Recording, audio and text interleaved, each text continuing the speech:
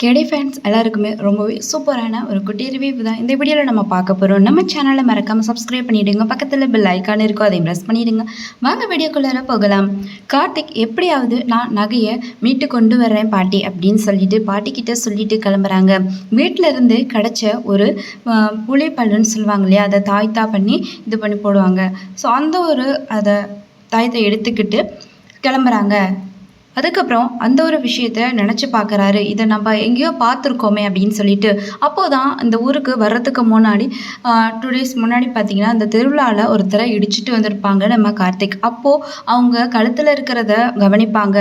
அப்போது நம்ம கார்த்திக் வந்து அவங்க கழுத்தில் இருந்த அந்த தாயத்தை வந்து பார்க்குறாரு. அப்போது கண்டிப்பாக இவன் தான் இதை எடுத்துருக்கணும், நகை எல்லாத்தையும் எடுத்துருக்கணும் அப்படின்னு சொல்லிட்டு கார்த்திக் வந்து கெஸ் பண்ணுறாங்க. அதுக்கப்புறம் ஒரு பெரிய பில்டிங் மேலே போய் நின்று பார்க்குறாங்க. எங்கே இருக்கான் அவன் அப்படின்னு சொல்லிட்டு. மேலே ஏறி பார்த்த உடனே வந்து ஒரு பச்சை சட்டை போட்ட ஒருத்தன் தான் கண்டிப்பாக இந்த நகையை திருடிருக்கணும் அப்படின்னு சொல்லிட்டு மயில்வாகனும் 2 பேரும் போய் பார்க்குறாங்க. அதுக்கப்புறம் கார்த்திக் தம்பி இன்றைக்கி கீழே போங்க, நான் மேலே இருந்து உங்களுக்கு அவள் எங்கெங்கே போகிறான்னு சொல்லிட்டு சொல்கிறேன் அப்படிங்கிறாங்க. நல்ல ஐடியா அப்படின்னு சொல்லிட்டு கார்த்திக் கீழே இறங்கி போயிடுறாரு. நம்ம மயில்வாகன் மேலே நின்று அவன் இங்கே போகிறான் அங்கே போகிறான்னு சொல்லிட்டு இருக்கிறாங்க.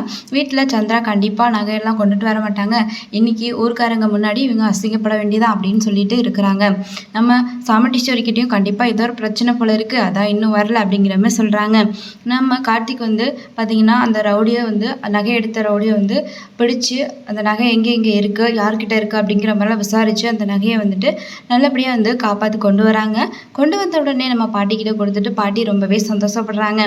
அதுக்கப்புறம் ஊருக்காரங்க முன்னாடி வந்து எப்படி வந்து தலை காமிக்க போகிறோம் அப்படின்னு சொல்லிட்டு ரொம்ப வருத்தப்பட்டு இருந்த பாட்டி ரொம்பவே சந்தோஷப்படுறாங்க. அந்த நகையை எடுத்துகிட்டு கோவிலுக்கு போகிறாங்க. அங்கே போன உடனே வந்து நம்ம சந்திராவுக்கு ரொம்பவே ஷாக்கிங்காக இருக்குது. என்னடா நம்ம நகையை வந்து திருட்டோமே, இப்போ அவங்க ஃபேக்கான நகையை கொண்டு வந்து ஊர் மக்களை ஏமாற்ற போகிறாங்களா அப்படிங்கிற மாதிரி இன்னொரு பக்கம் யோசிச்சுட்டு இருக்கிறாங்க. ஆனால் கார்த்திக் ரொம்பவே சந்தோஷப்படுறாரு. நகையை நான் கண்டுபிடிச்சி கொண்டுட்டு வந்துட்டேன். ஆனால் இந்த நகையை திருட சொன்னவங்க யார் இந்த பிளானை போட்டதுன்னு தெரியல, ஆனால் கண்டிப்பாக அவங்களுக்கு மூக்கொடிச்ச மாதிரி தான் இருக்கும்.